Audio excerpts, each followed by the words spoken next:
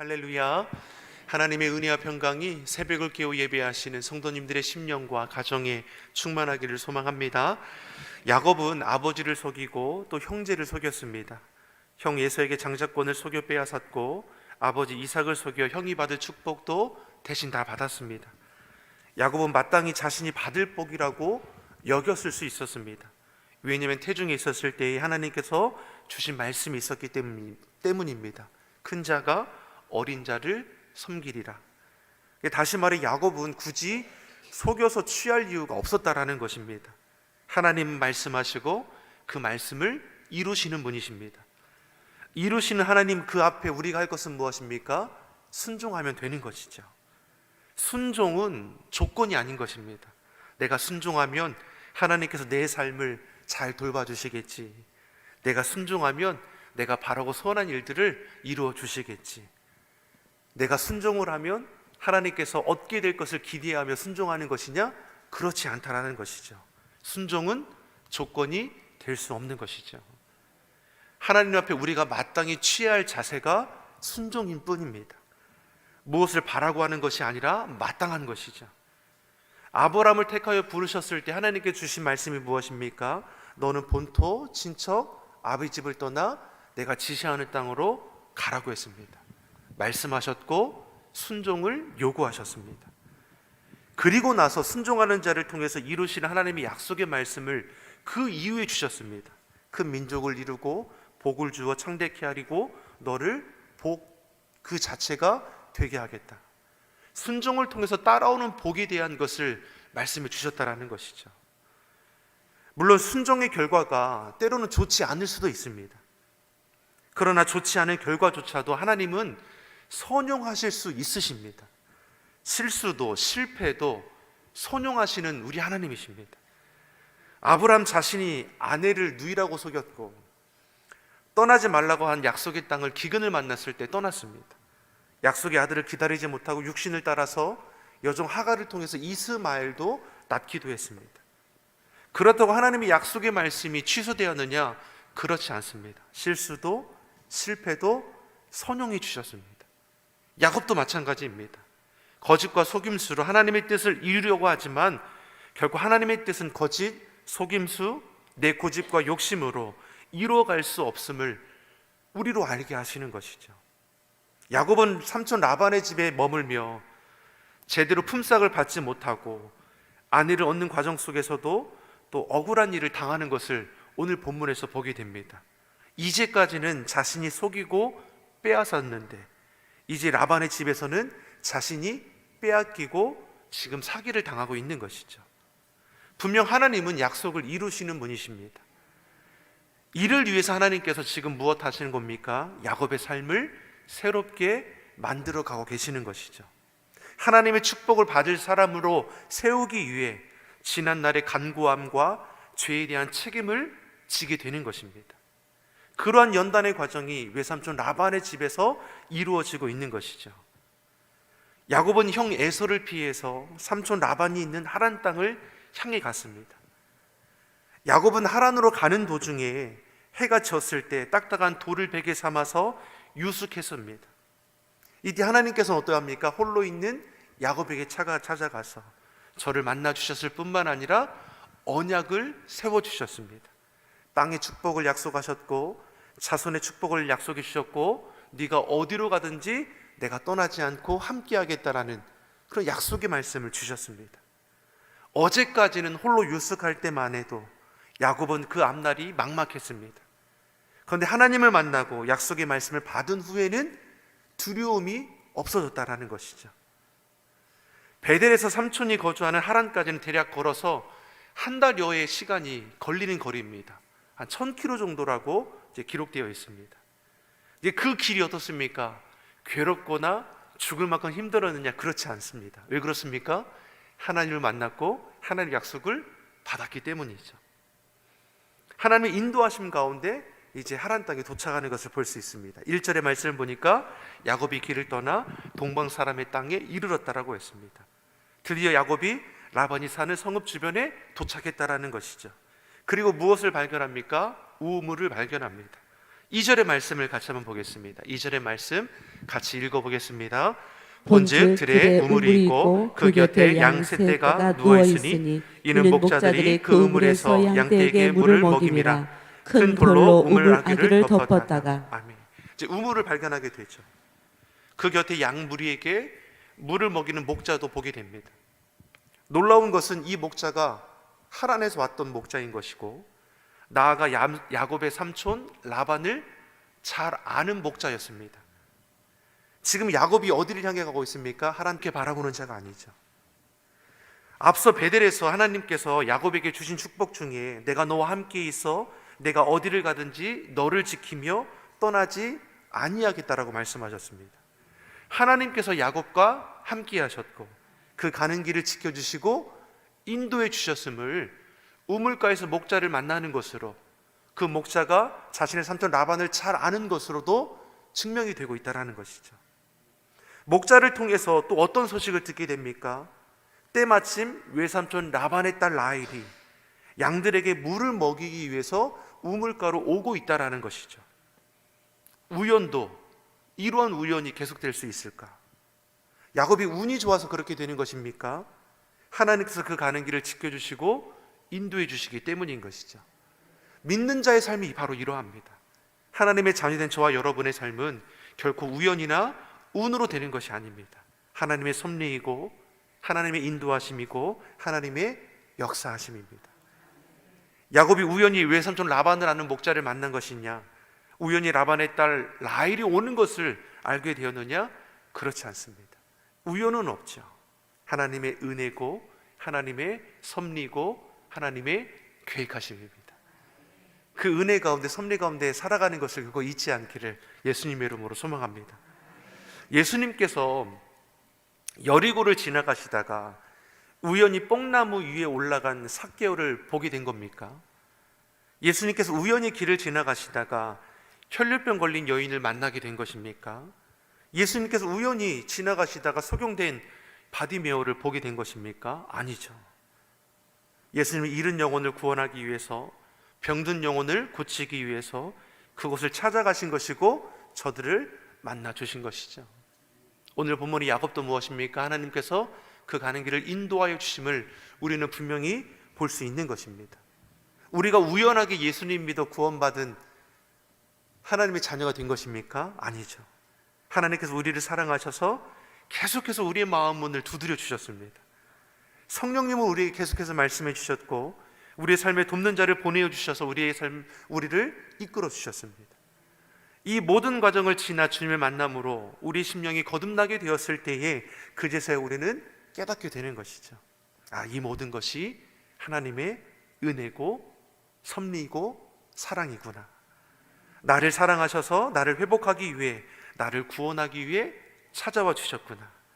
우연이 아닌 하나님의 긍휼하심이며 사랑이라는 것을 우리가 알게 되고 그 은혜와 사랑 가운데 늘 거하는 삶이 되기를 예수님의 이름으로 축원합니다. 이러한 은혜와 은혜와 사랑을 경험하면 우리의 삶은 변화가 일어나게 되는 것이죠. 항상 기뻐하는 것이 무엇인지, 쉬지 않고 기도하는 것이 무엇인지, 범사에 감사하는 것이 왜 하나님께서 우리를 위해서 주신 약속의 복이자 기뻐하는 뜻인지를 우리가 알게 되는 것입니다. 문제 앞에 낙심하기보다는 주의 도심을 구하고 찾게 됩니다. 내 생각 고집을 앞세우기보다는 하나님의 말씀 앞에서 그러므로도 순종하게 되죠. 작은 일이 일비하지 않죠. 그럼에도 감사함으로 우리의 삶을 세워가게 되는 것입니다. 야곱이 이러한 하나님의 은혜를 하나하나 깨닫고 경험하며 하나님의 사람으로서 약속의 축복을 이룰 자로 이제 연단되어 가는 것을 우리가 이의 말씀을 통해서 이제 보게 될 것입니다. 야곱은 하나님의 인도하심 가운데에 외삼촌 라반의 딸 라헬을 만나게 되고 안전하게 외삼촌 집에 이제 찾아가게 되는 것이죠. 그리고 외삼촌 라반의 집에 오기까지의 모든 일을 이제 하나하나 다 이제 이야기하게 됩니다. 11절의 말씀을 보니까 라헬을 만났을 때 울면서 소리내 울었다라고 했습니다. 외삼촌 라반을 만나서 그간에 있었던 일을 얘기할 때도 아마 소리내어서 또 울었을 것이죠. 여기서 울음은 통곡에 가까운 울음입니다.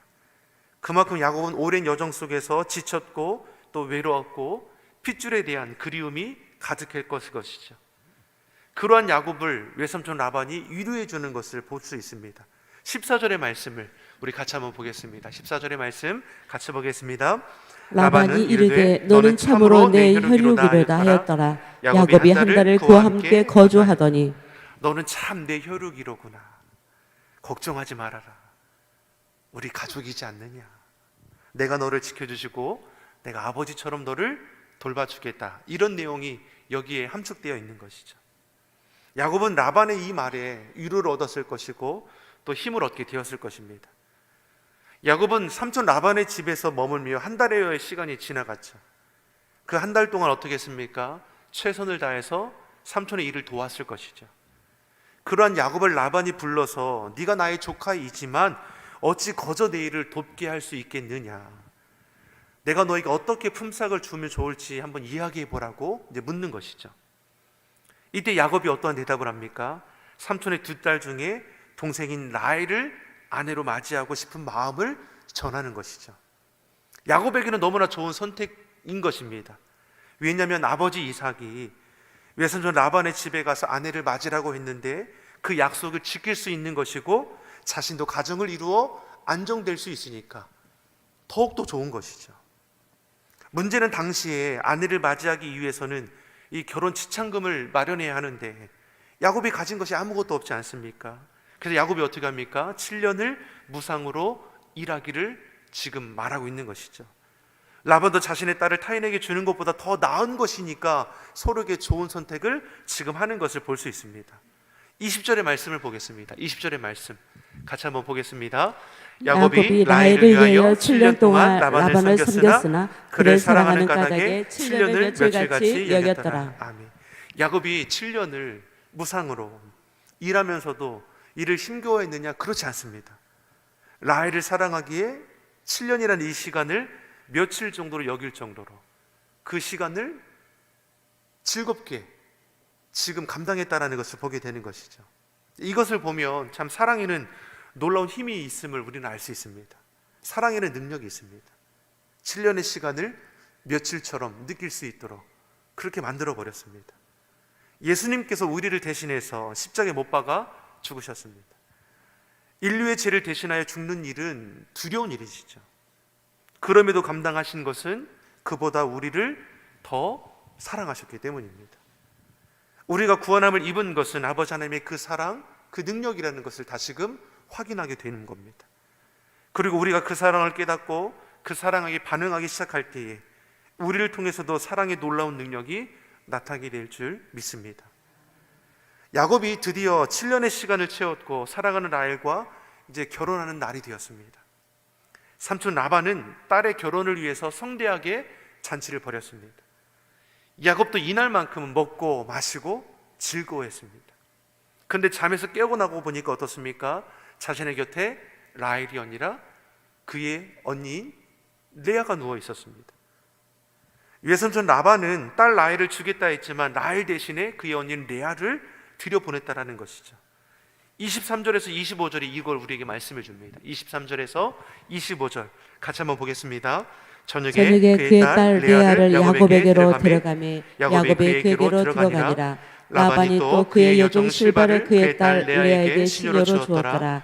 야곱이 아침에 보니 레아와 라반에게 이르되 외삼촌이 어찌하여 내가 이같이 행하였나이까? 내가 라헬을 위하여 외삼촌을 섬기지 아니하였나이까? 외삼촌을 나를 속이심은 어찌 됨이니까? 야곱이 잠에서 깨고 나서 자신의 곁에 레아가 있는 걸 보고 삼촌에게 지금 항의하고 있는 것이죠. 어찌 저를 속이셨습니까? 거의 라반이 하는 말이 무엇입니까? 동생이 언니보다 먼저 결혼하는 것이 이 지방에서는 하지 않는다. 우리도 예전에 그러지 않습니까? 장자가, 장녀가 먼저 장가가 시집을 가야지 동생들도 따라갔죠. 삼촌이 지금 그런 얘기를 하는 겁니다. 그러니 뭐라고 말합니까? 7년만 더 일하자. 내가 라헬도 너에게 주겠다. 야곱이 외삼촌 라반에게 지금 속임을 당했습니다. 근데 야곱은 이제까지 어떠한 입장에 있었습니까? 자기가 속이는 입장에 있었습니다. 형 에서를 속였고 아버지 이삭도 속였습니다. 늘 속이며 이익을 누렸던 야곱이 이제는 다른 사람에게 이제 속임을 이제 당하는 것이죠. 성경에는 심은 대로 거두고 뿌린 대로 거둔다라는 말씀이 기록되어 있습니다. 우리가 무엇을 심고 뿌리느냐, 무엇을 내 삶의 중심에 모시고 살아가느냐는 너무나 중요한 것이죠. 육체의 욕심에 붙들리는 자는 육체의 열매를 거두게 되어 있습니다. 괜히 육체의 정욕, 안목의 정욕, 이생의 자랑에 빠지는 것이 아니라 이것에 붙들려 있기 때문에 이러한 열매를 맺는 것이죠. 반대로 성령의 충만함을 입어서 성령의 다스림을 받는 자들은 맺지 말라라고 해도 성령의 아름다운 열매가 맺어지게 되어 있는 것입니다.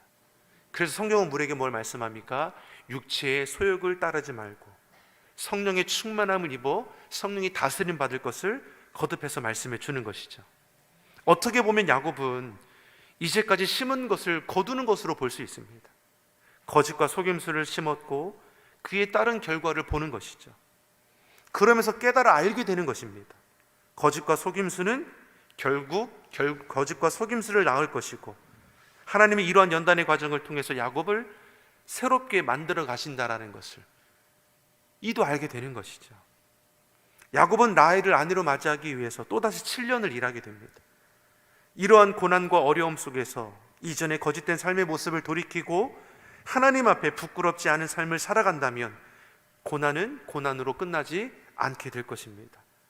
사랑하는 성도 여러분, 우리는 연약하고 부족합니다. 그래서 실수하고 넘어지는 것이죠.